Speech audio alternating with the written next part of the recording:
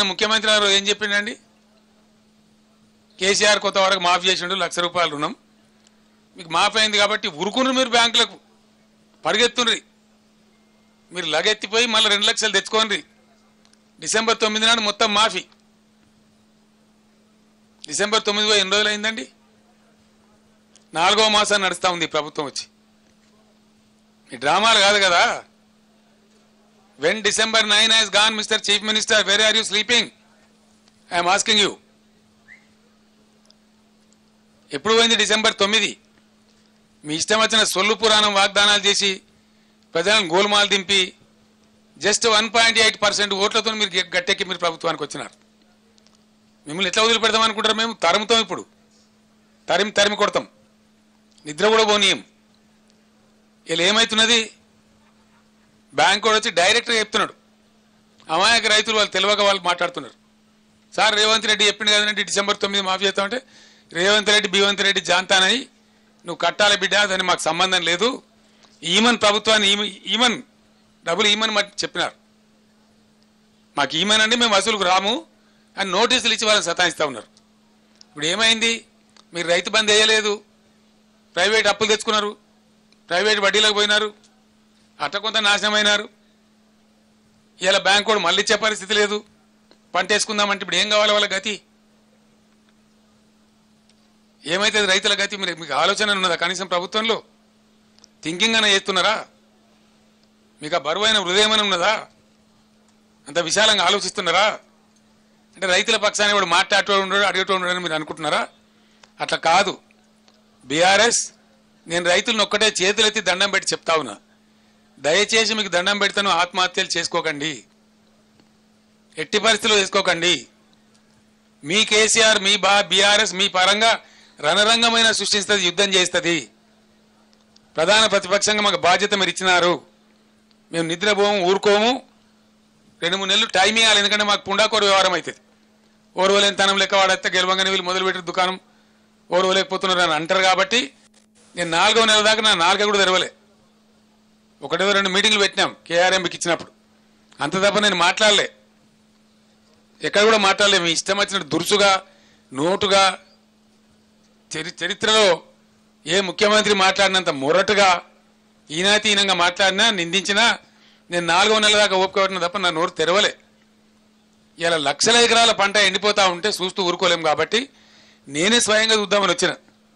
ఎమ్మెల్యేలు ఇతర నాయకులు తిరిగి చెప్తా ఉంటే ఒక అదే కాదా అన్ని పోయినాయి.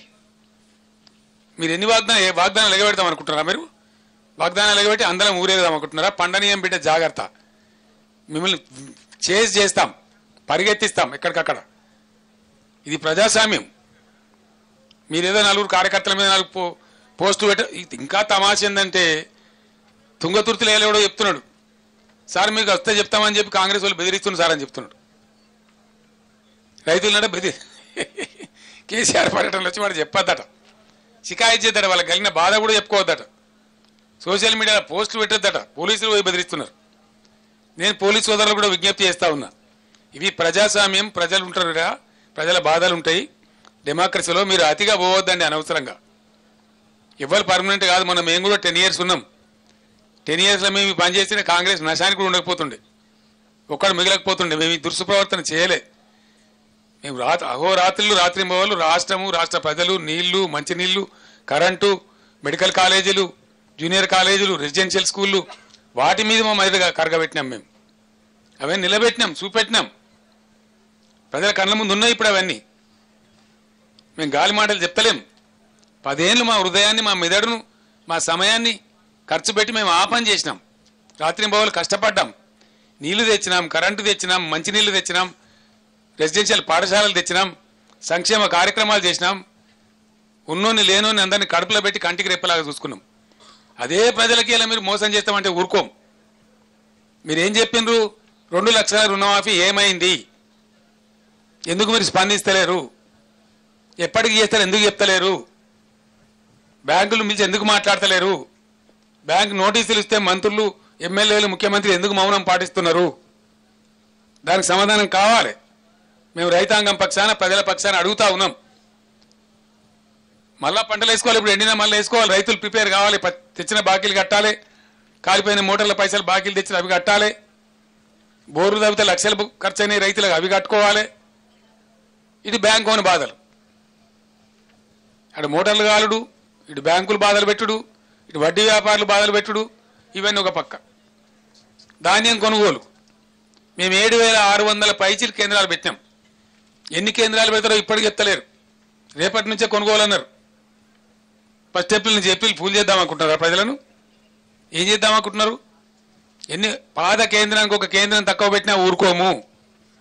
పోయిన పంట పోను, కొత్త పంట వస్తుంది కాబట్టి ఆ వచ్చే పంటకు 500 బోనస్ కట్టి తీరాల. ఎట్టి పరిస్థితులలో మిమ్మల్ని వేటాడతాం.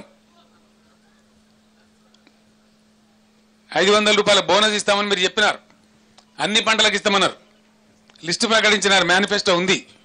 ఖచ్చితంగా ప్రతి పంటకు మీరు బోనస్ ఇవ్వాల్సిందే. వరి వస్తున్నది కాబట్టి వెంటనే 500 రూపాయల బోనస్ ఇవ్వాలి. దానికోసం అందరూ అన్ని జిల్లాల బీఆర్ఎస్ నాయకులకు నేను మనవి చేస్తా ఉన్నా. 2వ తేదీ నాడు, ఏప్రిల్ 2 నాడు జిల్లా కలెక్టర్లకు రైతుల పక్షాన మెమొరాండంలు సమర్పించండి. 500 బోనస్ ప్రభుత్వం ఇవ్వాలని చెప్పి మీరు ఇవాళ జిల్లాల వాళ్ళు జిల్లా కలెక్టర్లకు మెమొరాండంలు ఇవ్వండి. అదే టైంలో ఏప్రిల్ 2వ తేదీ శాసనసభ్యులు, శాసన మండలి సభ్యులు ప్రభుత్వానికి హైదరాబాద్లో మేము కూడా అక్కడ విజ్ఞాపన ఇస్తాం. మేము ప్రజల తరఫున డిమాండ్ చేయాలి కాబట్టి, ఆ రికార్డు ఉండాలి కాబట్టి 2nd నాడు మేము కూడా అక్కడ ఇస్తాం. మీదేమో జిల్లాలలో ఎక్కడ నాయకులు అక్కడ ఇవ్వండి.